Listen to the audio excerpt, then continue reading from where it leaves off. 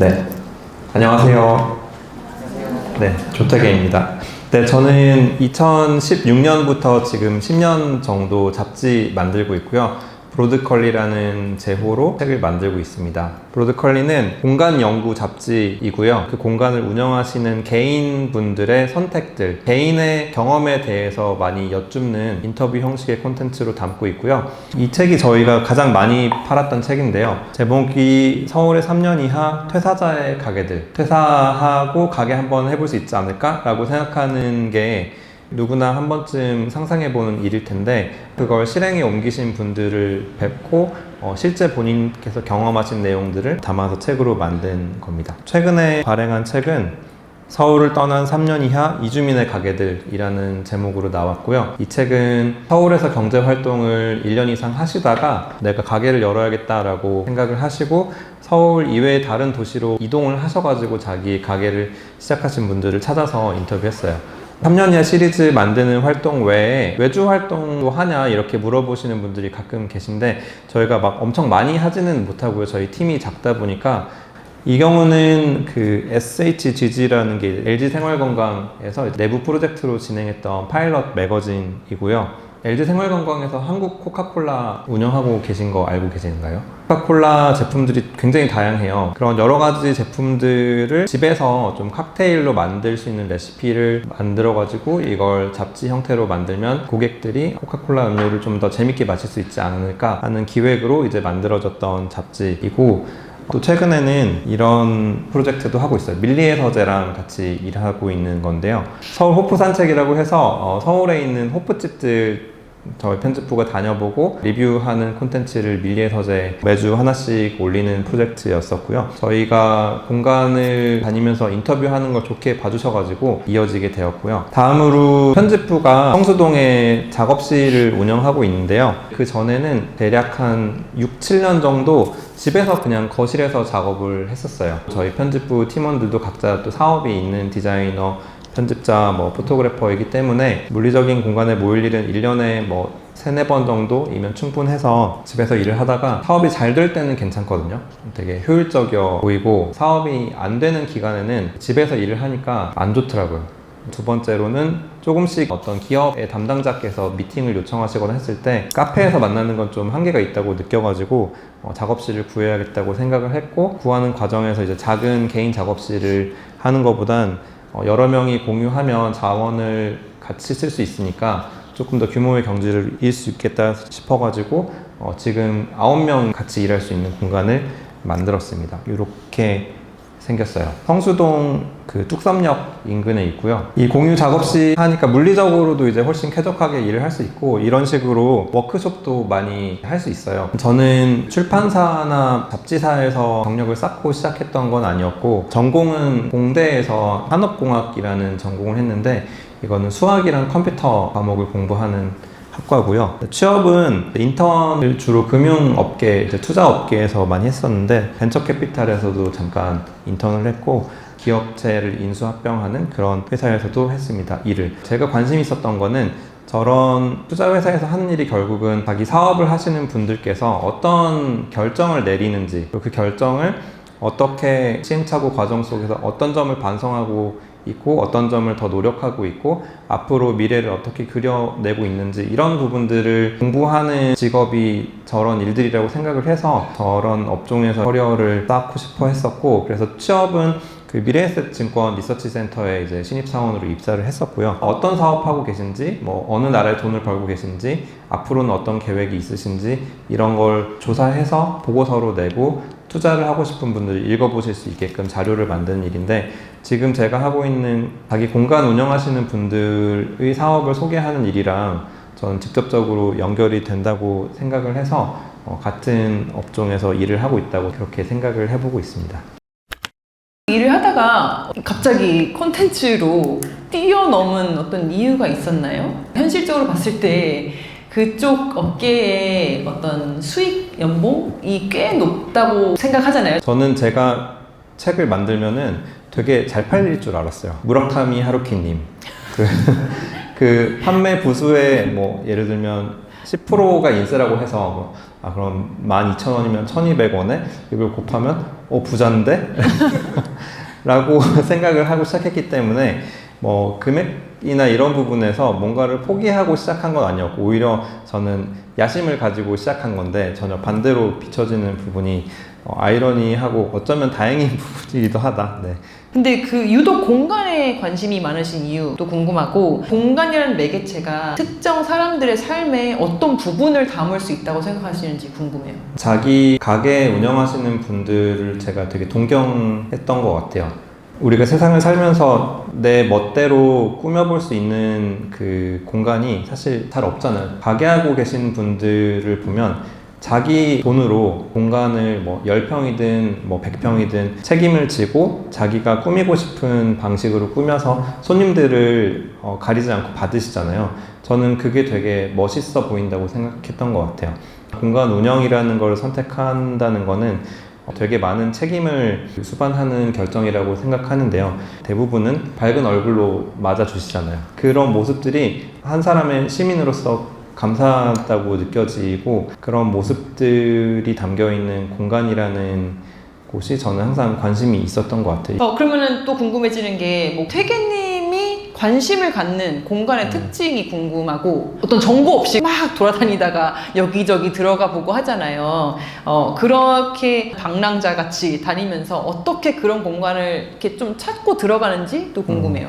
공간이라고 제가 표현하는 게 사실은 가게에 가까울 텐데 규모가 좀 이미 커져 있는 공간도 물론 재미가 있지만 개인 단위에서 할 수 있는 만큼 해내고 계신 공간들에 조금 더 관심을 가지는 것 같아요. 저도 이제 보고 듣고 배우고 공부하게 되는 것들이 또 다양하게 쌓이다 보니까 관심사가 조금씩 넓어져서 공원 같은 것도 요새 관심이 가고 예를 들면 이런 학교가 되게 재밌잖아요. 다양하게 관심을 갖게 되는데 그런 면에서 한편으로는 건축 전공하신 분들이 좀 부럽게 느껴지기도 해석의 언어가 훨씬 체계화되어 있으시니까요. 이런 취재 대상이 되는 공간들을 어떻게 찾느냐 물어주셨는데 두 가지 방법이 있는데 첫 번째는 제 취미가 네이버 지도 보는 거거든요. 확률이 그렇게 높진 않은데 그렇게 해서 찾은 좋은 가게들도 많아서 그거 되게 좋아하고 두 번째로는 걸어가다가 그냥 우연히 들어가는 경우도 많고요. 그럴 때마다 제가 메모를 엑셀에다가 정리를 해놓습니다. 이 가게는 이렇고 인사를 너무 따뜻하게 해주셔서 너무 기억에 남는다 이런 메모도 하고 쭉 적어 놓다가 업종이랑 뭐 이런 거랑 메모가 있으니까 나중에 그 새로운 홀을 기획하게 되면 맞아 떨어지는 가게들을 한 번씩 더 방문을 해보고 여기는 취재해도 괜찮겠다 판단이 들면 또 취재하고 이렇게 하고 있습니다. 이번 책이었나요? 6년 걸렸다는 게? 네네. 네.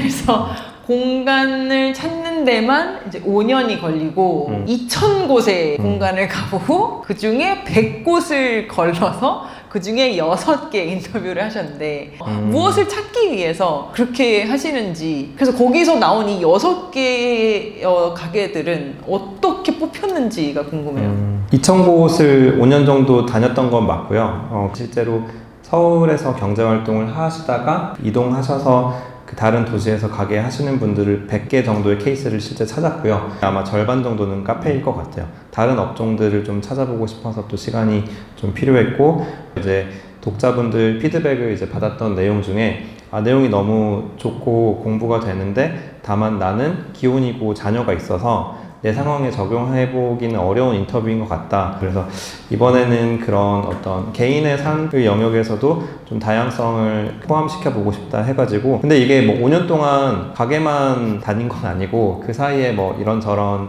프로젝트도 조금씩 하고 물론 이제 너무 오래 걸리긴 한 것 같아요. 다시는 그렇게 안 하려고요. 인터뷰 자체도 엄청 길게 하시잖아요. 10시간 2박 3일 그렇게 오래 얘기를 하면 어떤 얘기가 나와요? 섭외를 그렇게 얘기해 주실 것 같은 분들만 해요. 섭외를 직접 제안드리기 전까지 가게를 한 3-4번씩 방문해보는 이유가 당사자께서 본인의 개인 이야기를 공유하고 싶다는 어떤 성향을 가지고 계신지도 되게 중요하거든요. 최대한 오며 가며 간단한 짧은 대화 나눠보면서 이런 걸 이야기하는 거를 즐겨 하시는지를 좀 많이 보는 게 있고요. 2박 3일 이야기할 거는 많이 있는 것 같아요. 왜냐면 내 전 재산을 다 털어가지고 가게를 시작했는데 대부분 자영업자 분들은 그 생각만 하시잖아요. 길게 이야기할 때 좋은 점은 이야기하시면서 상대방이 어떻게 들을지에 대해서 조금씩 덜 걱정하시게 되는 것 같아요. 꼬리를 물고 계속 대화를 하다 보면 서로 마음이 편해지는 부분도 있고, 또 저희가 담고 싶은 내용 중에는 개인의 결정에 대한 내용이 많기 때문에 편해지는 시간이 많이 필요하다고 생각도 해요. 브로드콜리 하면은 저 3년 이하가 되게 큰 특징이잖아요. 그래서 그 기준이 되게 궁금했어요. 왜냐면은 3년은 사실은 어떤 사업이 자리 잡기에는 짧은 기간이고, 초기 창업자가 버티기에는 또 되게 긴 시간일 수도 있고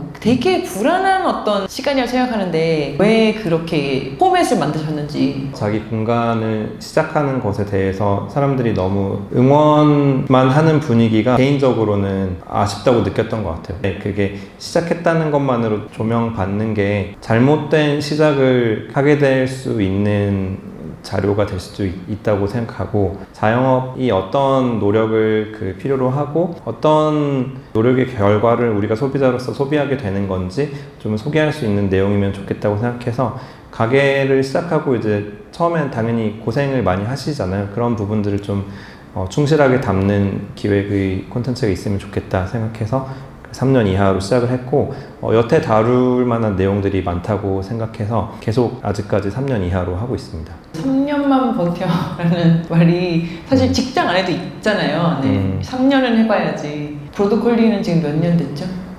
저희 이제 10년 됐어요. 네. 처음 3년까지 그때 기억나세요? 3년부터가 저는 힘들었던 것 같아요. 왜냐면 3년까지는 그래도 시작한 사람이라는 어떤 타이틀이 있기 때문에 뭐 좀 잘 못해도 응원받기도 하고, 뭐 앞으로 잘 되겠지라는 생각을 본인 스스로도 할 수 있지만은 4년차 되고 5년차 되고 6년차 되면은 이제 어느 정도 결과를 보여주고 싶다는 욕심이 생길 수도 있고, 또 주변에서 보는 눈도 달라지기 때문에 저는 오히려 4년부터 6년차가 더 힘들지 않았었나 생각하고 있어요. 근데 그 3년부터 6년 사이가 브로드콜리한테는 되게 의미 있는 기간이었잖아요. 그래서 브로드콜리 인터뷰 찾아보시면 항상 나오는 얘기가 월 29만 원 벌다가 갑자기 월 2,400만 원 벌게 됐다. 뭐 이런 얘기 나오는데, 그때가 딱 태계님이 브로드콜리 편집부 안에서 포지션을 좀 더 명확히 했던 시기였던 것 같아요. 포기하지 않고 계속 해낼 수 있었던 그 원동력이 뭐냐라고 가끔 질문해 주시는데, 그런 원동력은 없었고, 지금 그만두면 완전 실패인데 그래서 더 못 그만두고 계속 했던 게 있고, 내가 판단했던 것들이 틀린 걸 수도 있겠다라는 생각을 그때서야 했던 것 같아요. 한 4년 차부터. 그때부터 제가 팀원들한테 디렉션이라고 혼자 생각하면서 이렇게 해주면 좋겠다라고 했던 것들을 조금씩 안 하게 됐던 것 같아요. 사진은 이렇게 찍어주세요 하는 말을 이제 안 하게 됐고 디자인은 이게 좋은 것 같아 라는 말을 안 하게 됐고, 그렇게 되고 나서부터 조금씩 더 잘 됐었고 여기까지 왔던 것 같아요. 요즘은 이제 그런 컬렉티브로 일을 많이 하죠. 안에서 고정 지출을 좀 줄이고 이제 능력자들과 함께 일을 하기 위해서는 각자의 다른 일들을 하면서 필요할 때 딱 프로젝트성으로 보이고 하는데, 지금 한 4명 정도가 함께 하나요? 네네. 네. 제가 발행과 취재 및 편집 업무를 주로 담당하고 있고요. 디자이너가 또 있고, 포토그래퍼가 있고, 편집할 때 제가 혼자 쓰면 너무 그 자의식 과잉할 수 있는 부분들이 있기 때문에 그런 부분 잡아주는 또 다른 편집자 팀원이 있습니다. 총 4명이 하고 있어요. 보통 이런 식으로 일을 하게 되면 아름아름으로 스카우트를 하게 되잖아요. 학창 시절 내지는 사회 초년생 시절에 이제 알고 지내던 분들 중에 해당 분야에서 제가 가장 잘 하고 계신다고 생각했던 분들, 그런 분들한테 부탁을 해서 다행히 시작을 같이 해주셨고, 이번 호에 프로젝트 B를 이렇게 주는 게 아니고 로열티 방식으로 정산을 한다고 알고 있어요. 네네. 그러면 월 29만 원 벌 때 그분들도 가져가는 게 거의 없었다고 봐야 되는데, 근데 이제 어쨌든 3년, 뭐 4년, 5년 계속 같이 하신 거잖아요. 네네. 그래서 그분들을 어떻게 처음에 설득을 했고, 또 그 과정에서 이걸 계속 같이 하자는 그런 분위기를 어떻게 좀 이끌어내셨는지가 궁금해요. 불쌍해 보였나 봐요. 도와줘야겠다. 네. 또 사회 초년생 무렵에 시작된 팀이기 때문에 또 그런 면도 있는 것 같아요. 다들 저희 브로드콜리 프로젝트가 거의 첫 상업 프로젝트인 경우들이 많았거든요. 그 디자이너 분께서도 출판, 편집, 디자인은 브로드컬리가 첫 창업 작품이었고 포토그래퍼 분도 지금은 그 큰 매체들이랑 일을 하고 계신데 당시에는 상업적으로 판매되는 인쇄물에 사진을 찍으신 경우는 브로드컬리가 처음이었어요. 그래서 그런 부분들도 조금은 긍정적으로 봐주시지 않았을까 생각합니다. 저는 이 콘텐츠에 대해서 좀 궁금했던 게 하나가 있었는데 저희가 보통 콘텐츠 만들면 원소스 멀티유즈 많이 한단 말이에요. 그래서 유튜브를 롱폼으로 찍는 이유도 잘라서 숏폼으로 쓸 수 있거든요. 책으로 따지면 책 단행본은 이제 롱폼이 되는 거고 이 중에 어떤 문구들 뽑아서 카드뉴스도 만들고 뭐 여러 가지 활용을 할 수 있을 것 같은데 전혀 안 하시더라고요. 지금 제가 만든 책들이 400페이지 내지 500페이지 되거든요.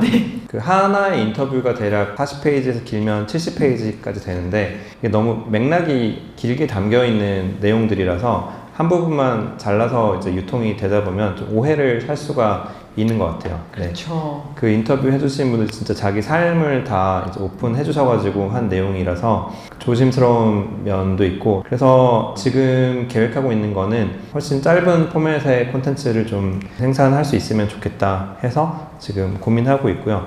혹시 어떤 네. 건지 살짝 들어볼 수 뭐 있을까요? 한 페이지짜리 잡지도 만들 수 있겠고 뭐 30페이지도 되고 올해 안으로 좀 해보고 싶다라고 생각하고 있어요. 네. 지금 그 밀리의 서재에서 연재하시는 것들이 약간 어떤 뭐랄까 기반이 될 수도 있겠네요.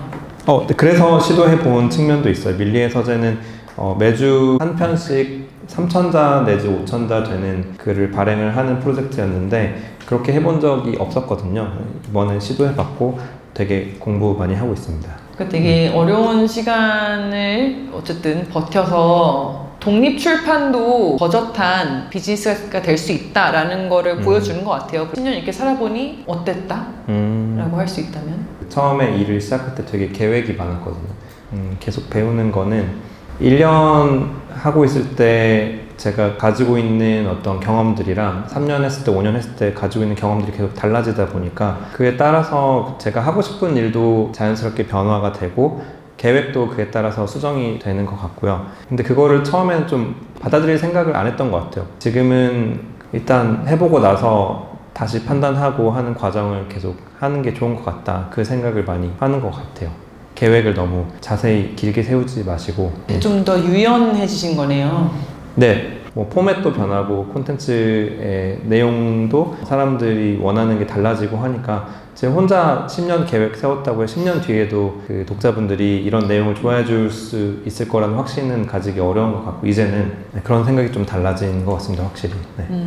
저희 이제 조금 더 수익적인 얘기로 넘어가려고 하는데 그 전에 질문 있으실 것 같아서 제가 브로드컬리 콘텐츠를 보면서 느꼈던 거는 굉장히 지나치기 쉬운 것을 포착하신다는 느낌을 많이 받았어요. 포프집 시리즈에서 장도 쓰시는 거를 사진으로 찍어가지고 네네네. 이제 글로 풀어서 쓰신 걸 보고 진짜 놀랬거든요. 오래된 중국집 같은 데 가면은 연필로 해다가 이렇게 두껍고 불어난 노트를 쓰시는 분들이 계시잖아요. 근데 그게 이렇게 언어로 정리가 돼가지고 콘텐츠가 된 걸 보니까 너무 큰 감동이 있었거든요. 그래서 약간 되게 섬세하게 관찰을 하시는구나라는 생각도 들었어요. 지금 감동하셨어요? 봐주셔서 감사합니다. 네. 진심으로 감사드리고 우는 거 아니죠? 지금 마음속으로 울고 있어요. 그런 것들이 저는 좋거든요. 이게 개인의 영역이잖아요. 내 장부 아니면 뭐 내 창고처럼 쓰는 구석 공간 같은 것들. 저는 그런 게 되게 재밌더라고요. 어떻게 보면 감추고 싶은 내용인데 그 합정역 근처에 그리운 금강산 호프라고 아시죠? 거기 가면은 손님들이 술 먹고 앉아있는 의자 밑에를 술 창고처럼 쓰시거든요. 그 주류 박스들이 다 거기 있어요. 근데 저는 너무 웃긴 거예요. 아마 프랜차이즈 호프집에서는 절대 그렇게 안 할 것 같아요. 그게 아마 개인이 운영하는 공간을 보는 재미 중에 하나일 것 같습니다.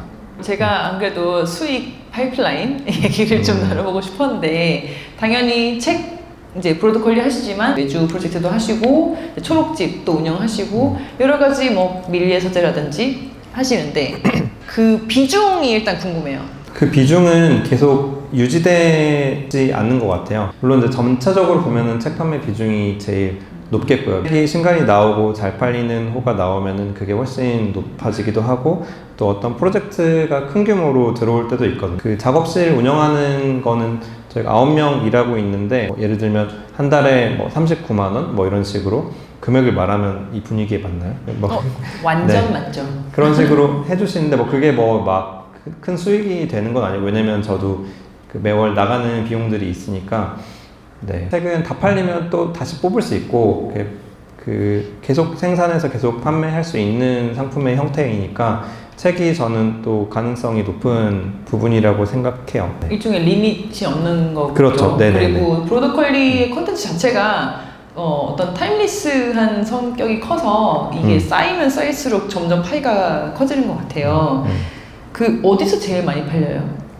저희가 인터넷 대형 서점으로 알라딘과 예스에서 판매가 되고 있고 그 매출 비중으로 보면 저희 같은 경우에는 소규모 서점에서 제일 많이 판매가 되는 것 같아요. 독립 서점 같은, 그러니까 개인의 네. 서점. 네, 소규모 서점 운영자분들의 저희 책에 대한 관심, 표지가 보이게 놔주시는 그 서점 사장님들이 저희 책을 판매해 주시고 계신다고 생각하고 있어요. 네. 저희가 직거래로 대략 150군데 정도 서점이랑 거래를 하고 있거든요. 근데 규모가 큰 출판사들은 이렇게 하기 좀 어려운 부분이 있다고 들었어요. 네, 그래도 6년 만에 나왔으니까 네. 좀 차이가 있을 수밖에 없는데 그래도 이 기존에는 15,000원이었다가 네. 이번에 19,000원이 되었어요. 네네. 그럼 기존 책들은 15,000원을 유지하고 있나요? 아니면 네, 맞아요. 기존 그래요? 책은 15,000원으로 하고요. 근데 어쨌든 4,000원이면은 큰 비중이잖아요. 결정을 하기에도 고민이 많으셨을 것 같아요. 가격을 맨 나중에 정하게 되는데 그 표지까지 다 나오고 나서 가격을 정할 때쯤 보니까 종이값이 일단 30-40%가 올랐고 페이지 수가 저희가 대략 400페이지 내외였던 게 524페이지로 늘어났어요. 가격을 그대로 하기에는 좀 어렵다고 생각을 해서 얼마까지 팔 수 있지? 약간 설레는 마음으로 교보문고에 갔거든요. 다른 책들 좀 올랐으면 나도 올려야겠다 하고 봤는데 책값은 별로 안 올랐더라고요. 그 책이 뭐 300페이지가 됐든 600페이지가 됐든 상한선이 19,800원으로 돼 있더라고요. 여기까지인가 보다 라고 생각하고 19,000원. 네, 19,800원으로 근데 그거에 대한 어떤 이렇게 거부감이라든지 이런 거는 없었겠죠? 책값이 어떻다라는 거는 사실은 그렇게 피드백을 받아본 경우는 없어요. 뭐 제가 소비할 때를 봐도 그 책값이 얼마나 하는 걸로 책을 고르지는 않게 되는 것 같아요. 점점. 왜냐면 맞아요. 책을 그렇게 많이 사질 않잖아요. 그러니까 사고 싶은 거 있을 때 가서 사는 경우가 더 많아지는 것 같아서 책이 마음에 들면 사는 거고. 외주 프로젝트도 들어오는데 주로 책을 만드는 혹은 이제 글을 쓰는 일들이겠죠. 네. 약간 어느 정도의 비용에서 네네. 이루어지는지 알 수 있을까요? 뭐 주시는 대로. 책? 네. 주시는 대로? 저희가 에디터가 많은 팀이 아니고 디자이너도 여러 명이 있는 게 아니니까 나오는 결이 한정되어 있잖아요. 그러니까 한 4년, 5년 차 이러고 할 때는 그냥 거절을 했었거든요. 못하겠다 했는데 최근에는 할 수 있는 부분을 따로 말씀드리고 이렇게 하면은 이 정도 금액일 것 같은데 괜찮을까요? 이렇게 저희가 제안 드리고 그 금액은 그 일을 함께 하는 팀원들한테 물어보는 편인 것 같아요. 예를 들어서 뭐 책 한 권을 만들어야 되는데 뭐 글도 다 써줘야 된다. 뭐 한 300페이지 되는 것 같다. 그러면은 제가 알기로 다른 그 콘텐츠 스튜디오에서 뭐 1,000만 원에서 2,000만 원, 정말 많이 받으면 3,000만 원, 뭐 이렇게 하는 걸로 알고 있어요. 근데 그것도 그렇게 높진 않네요. 따지고 보면은 책 한 권 만드는 거 생각하면 그 기획을 어떻게 하느냐에 따라서 예를 들면 클라이언트가 글을 써줄 수도 있는 거잖아요. 회사에서 허락한 금액이 있기 때문에 그런 협의 과정을 통해서 서로 좋은 방식을 연구해 나가다 보면은 절대 금액이 얼마냐가 중요하다기보다는 그 금액 안에서 어떻게 기획을 해서 어느 정도의 일을 통해서 결과물을 낼 수 있냐를 잘 기획을 하면은 또 해볼 만한 일이 되기도 하는 것 같고요. 네. 오늘 브로드컬리를 꼭 이 자리에 모시고 싶었던 거는 그냥 콘텐츠 만드시는 분들에 비해서 이걸 가지고 확장하는 영역이 조금은 결이 다른 것 같아요. 초록집, 그 공유 오피스도 모두가 다 쉽게 접근할 수 있는 영역은 아니라고 생각을 해요. 서울 전역에 제가 가지고 있는 예산 안에서 갈 수 있는 곳들을 되게 열심히 찾아다녔어요. 네, 성수 정도면 그 거리가 운전하면 한 20분 정도 갈 수 있어서 그 출퇴근이 크게 어렵지 않아서 선택을 했고, 그 왜 매매를 했냐의 부분이 있는 건데, 이게 오해하시면 안 되는 게 그 집은 되게 사기 어렵잖아요. 왜냐면 대출을 많이 안 해주니까요. 네. 사무실은 대출을 많이 해주거든요. 네. 은행 거예요. 이거는 뭐 기술적인 부분일 텐데, 은행에서도 이자가 이제 변동이지만 임차를 하실 경우에는 물가 상승이 굉장히 고스란히 반영이 되잖아요. 뭐 이제 그에 비해서 이제 매매를 하면 초기 자금이 더 많이 들어가기 때문에 리스크는 있지만 그 공간에 머무르는 비용이 어느 정도 안정적으로 유지되는 면도 있거든요. 근데 그러면 왜 매매를 했냐고 하면은 제가 작업실을 이제 만들어 보려고 하면서 제 나름대로 꾸며보고 싶은 모습들이 있는데 공사를 좀 해보고 싶다는 욕심이 있었어서 또 그렇게 된 것 같아요. 네. 되게 좋아요. 되게 좋고 되게 맛있는 커피를 내주실 수 있고 여기서 일하면 되게 좋겠다 이런 생각 많이 이제 들었고 보통 공유 오피스 공간 서비스 이용하시면 그런 곳에서 사용하시는 커피 원두가 보통 킬로그램당 뭐 25,000원에서 35,000원 사이로 많이 쓰시거든요. 저희는 5만원짜리, 뭐 가끔은 6만원짜리도 있고. 근데 이런 거를 제가 직접 운영하니까 해볼 수 있기도 하고 저도 스스로 만족도가 높아서 이렇게 직접 하니까 좋은 점들이 있어요. 네. 그렇죠. 이게 뭐 꼭 사업적으로 더 좋다 개념보다도 하루하루 더 만족스럽고 그렇습니다. 그 내시는 이자라든지 관리비라든지 여러 가지 고정 지출이 어쨌든 있잖아요. 네네. 그거를 수익의 몇 퍼센트 정도로 설정을 하셨는지 왜냐면 이제 이게 리스크가 되면 안 되잖아요.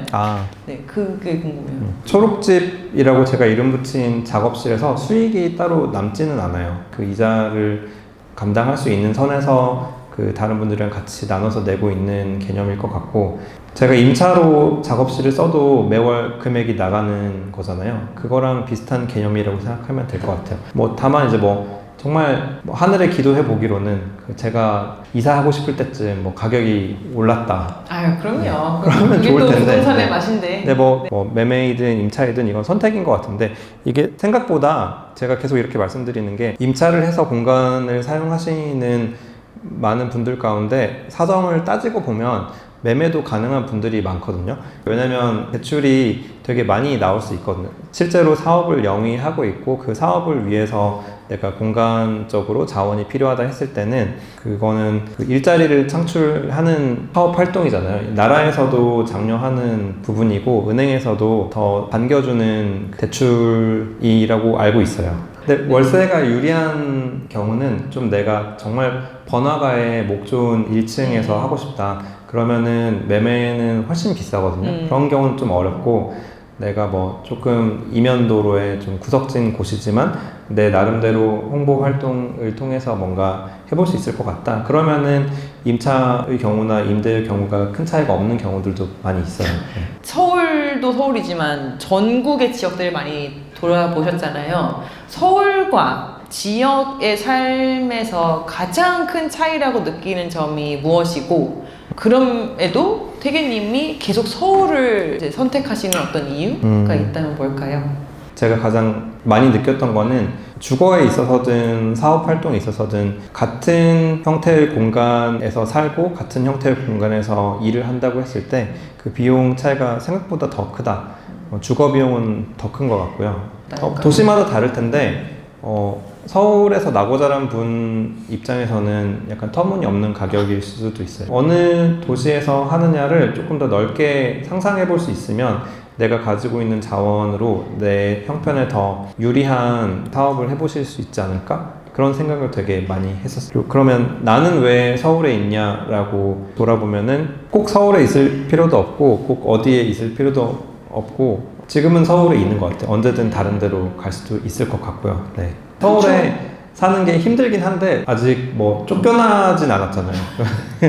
이렇게 뭐 살 수 있으면 살 수 있나 보다 하고 살고 있는 건데 우리는 막 서울을 되게 가능성의 도시라고 하는데 말씀하신 관점에서는 오히려 다른 지역이 더 많은 가능성을 가지고 있을 수도 있고 인터뷰 하다가 들은 얘기인데요. 내가 보고 듣는 것이 다양하니까 내가 인풋을 하기에는 대도시가 유리한 반면에 내가 어떤 시행착오를 거치는 실행이 필요한 때가 되면은 소도시가 더 유리한 점도 많은 것 같다고. 당연히 이제 주거 비용이나 그 임차 비용 때문일 텐데요. 네. 한번 넘어져도 다시 일어나기가 조금 더 수월할 수 있죠. 지금까지 공간을 운영하시는 분들은 인터뷰를 계속 하셨는데 이번에 초록집이라는 공간을 실제로 운영을 하시게 되셨잖아요. 내가 들었던 것과 실제 운영해보니 참 이거는 또 다르네. 이거는 역시 되게 좋다 이런 점이 좀 있으셨어요. 이제 나중에 가게 열고 싶냐라고 질문을 많이 받는데 제가 항상 안 열고 싶다라고 하거든요. 너무 고생하시는 걸 자세하게 듣다 보니까 이제 제가 초록집이라는 작업실을 운영하는 데 있어서는 그 불특정 다수의 손님들께서 찾아오시는 카페 같은 공간보다는 훨씬 수월한 면이 있어요. 우리가 뭐 행복이 꼭 중요하지 않을 수 있는데 행복하면 저는 좋은 것 같거든요. 예를 들면 공간을 하나를 운영을 했으면 그걸로 얼마를 버냐가 제일 중요할 것 같지만 예를 들면 그 이용하시던 분들이 좀 많이 체크아웃 하셨을 때 공간이 비어 있잖아요. 남아있는 분한테 되게 고마워요. 그분이 뭐 응원의 한마디 해주시거든요. 금방 또 찰 거예요. 이렇게 이게 행복인가? 그런 생각도 하게 되고 사업을 잘 꾸려가는 선에서 더 다양한 노력을 해볼 수 있겠다라는 생각을 더 많이 하게 된 것 같아요. 동남아 쪽으로 뭐 진출도 보고 계시고 그런 이 콘텐츠가 가진 어떤 확장성에 대해서 조금 이야기해 주실 수 있을까요? 해외 편집부 작업실을 마련하고 싶다는 생각을 가지고 있어서 뭐 인도네시아의 자카르타라든지 그 태국의 방콕 다녀왔고 예전에 베트남 하노이 다녀오고 했는데 숙박비가 많이 들잖아요. 한국에서 겨울에 돌아다니기가 너무 힘들어가지고 좀 겨울에 좀 따뜻한 나라 중에 가게들이 재밌는 도시가 어디 있을까 해서 다녀보고 있고 하고 싶은 일과 연관해서 그 제가 가용한 자산 혹은 자원의 범위 안에서 할 수 있는 일을 찾아다니는 게 저는 즐겁다고 생각해서 생각보다 그 태국에 있는 그 아파트들이 이렇게 말하면 좀 조심스러운데 생각보다 가격이 괜찮을 수도 있어요. 그럼 마포구에 있는 투룸 오피스텔보다 저렴한 경우들도 있어요. 예를 들면 2억에서 3억대 정도면은 태국 방콕 시내에서 어떤 내가 베이스로 생각하고 활용할 수 있는 어떤 숙소를 마련해 볼 수도 있을 것 같고 그렇습니다. 조심스럽네요. 동남아 쪽에서 한국 콘텐츠에 되게 관심이 많다고 하더라고요. 번역해서 수출은 안 하시나요? 그것도 가능한데 그것보다는 현지에서 현지 콘텐츠를 생산해서 해보고 싶다라는 생각을 하고 있습니다. 약간 태국판 브로드컬리 뭐 이런 게 나올 수도 있겠네요. 네네, 태국에서 콘텐츠를 만들 수 있고 아니면 태국에서 취재한 콘텐츠를 한국에 이제 소개할 수도 있겠고요. 다양한 방식이 가능할 것 같아요. 네. 저는 그게 콘텐츠가 가진 확장성인 것 같아요. 그리고 어디서든 할 수 있고 이렇게 막 이렇게 엮을 수 있다는 게 네네. 이게 그 책이라는 게 언어 장벽이 되게 높다고 생각하잖아요. 책이라는 게 세계 어디 가든 있는 상품의 유형이잖아요. 어떤 방식으로 기획해서 만드느냐에 따라서 또 잘 고민해보면 좋은 기회가 될 수 있는 상품군이라고 생각하게 됐어요. 그렇죠. 누구에게나 익숙한 매체니까. 해외 북페어 가면 그분들이 만든 책을 제가 읽을 수가 없잖아요. 근데 사는 건 똑같이 사더라고요. 그냥 그 기획이 재밌어 보이고 이거 내가 가지고 싶다라는 생각을 가질 수 있게만 되어 있으면은 읽을 수 있냐에 관계없이 또 사게 되는 게 책이라는 상품인 것 같아요. 네. 그 글로 담겨 있는 내용도 있지만 디자인도 있고 만듦새도 있고 기획도 있고 되게 다양한 것 같아요. 네. 제가 마지막 질문 하나만 네네. 해도 돼요? 3년 12개월은 4년 아닌가요? 왜? 나 아까부터 너무 궁금했어. 저기 뭐예요?